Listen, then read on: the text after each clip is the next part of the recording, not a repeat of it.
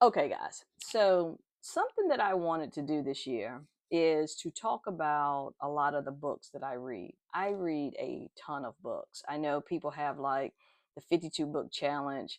I can get past that in a month or two because of the fact that I love reading series and I do it on Audible.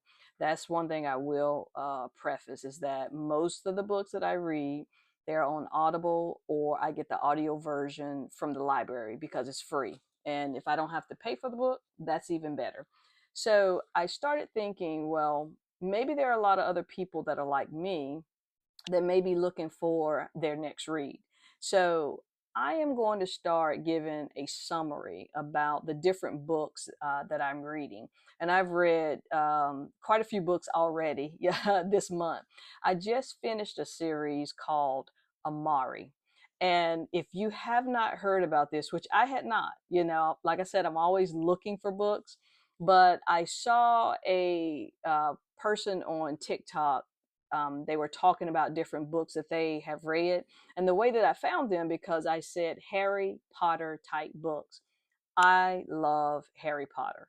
I listen to them every year on Audible. I'll go back to them. I do have those hardbacks because when they first came out, I was just buying, hardback books of everything that I was reading.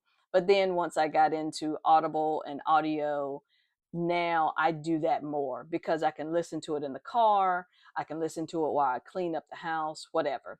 So I was looking for Harry Potter type books. And this one came up called Amari.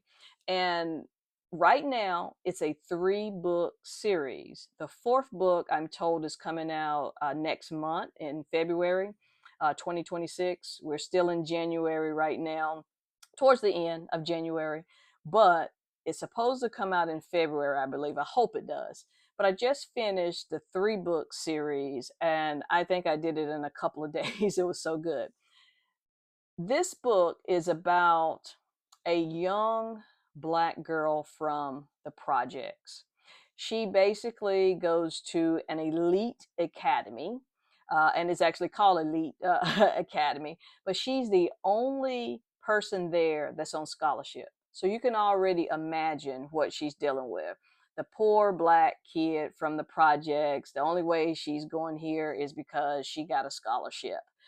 So she's getting picked on, she's getting bullied. There's all types of things that's going on that she's dealing with.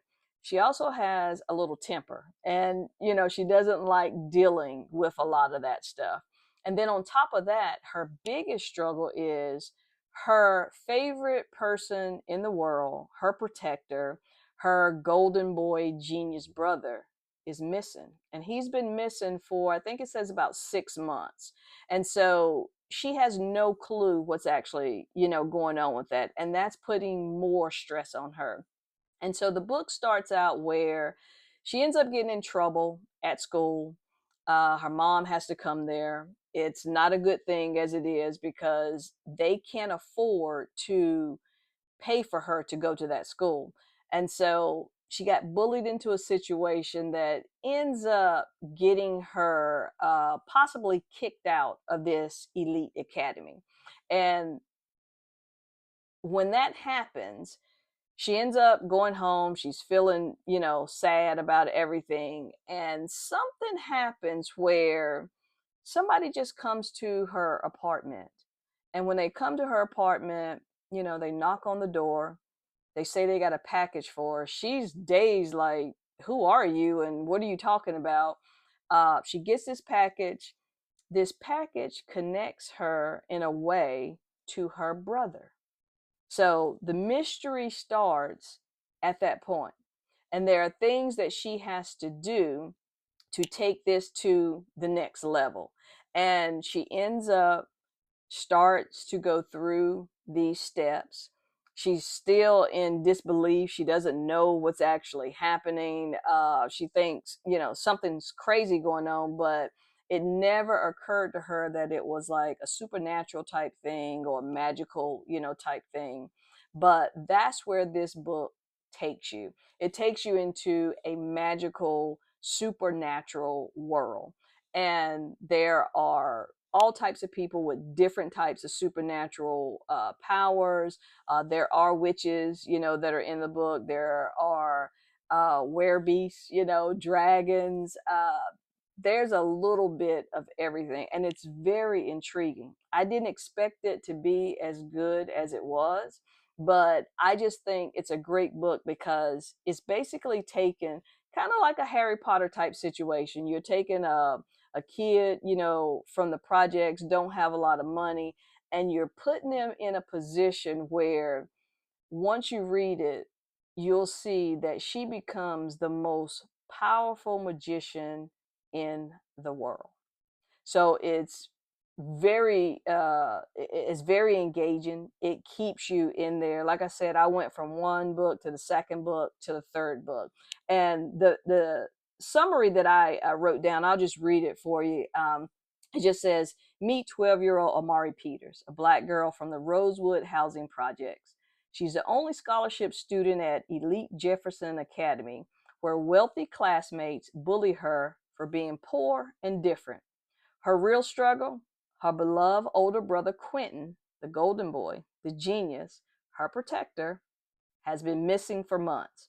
Then she finds a mysterious ticking briefcase in Quentin's closet containing a nomination for a summer tryout at the Bureau of Supernatural Affairs. Suddenly, her world explodes open. Magicians, fairies, aliens, dragons are all real. Her brother was a legendary special agent, and now Amari has a chance to join their ranks and find out what happened to him. The problem? During her first ceremony, Amari discovers she's a magician with 100% magical blood, making her the most powerful magician alive. Now, that sounds like it'd be great, right? But it's not. Being a magician is illegal in the supernatural world. So if that little summary intrigues you, pick up Amari. And the first book is called Amari and the Night Brothers, and the author is B.B. Alston. You should see it up on the screen, that I've had it up here the entire time. So check this out. And if you have read it, let me know what you think. Did you like this book? I'll cover another book in my next video, but hopefully you give me some feedback on this and let me know what you think.